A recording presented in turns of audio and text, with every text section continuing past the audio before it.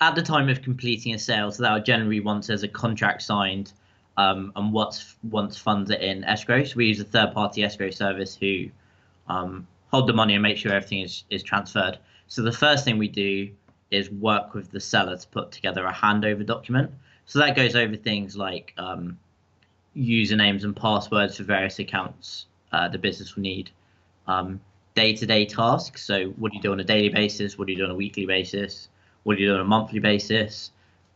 Making sure their personal details are changed in all those accounts.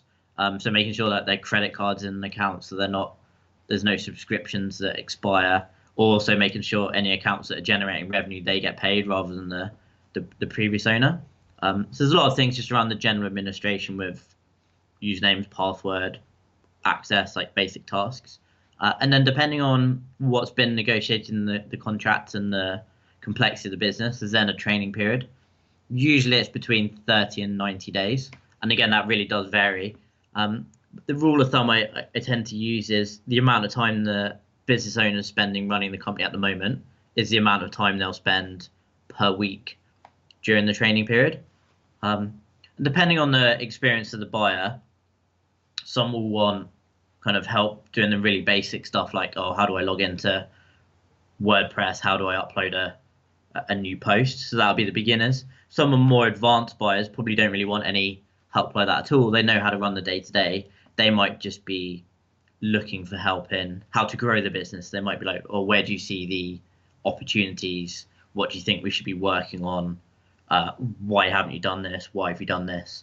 So I guess that's more commercial training rather than operational training. And then if there's a team in place as well, then there'll also be introductions. So introductions to team members, introduction to suppliers or any like important third parties. But that really varies depending on the type of business.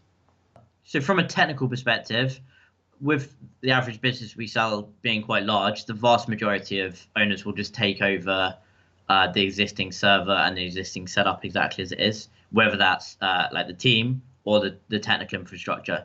They'll generally take it over exactly as it with.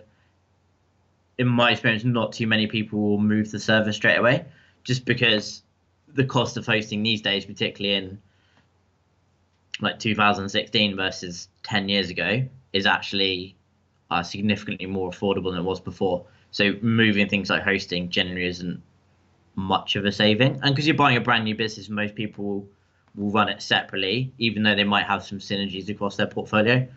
There might eventually be some areas where they can kind of save costs or improve it. So maybe they have a faster server, maybe they have a support ticket system that they prefer using and they'll move it across. But generally in the first, particularly in the transfer period, like the first month or so, they're not going to make any drastic changes and they're really going to focus on running the business as the owner has been.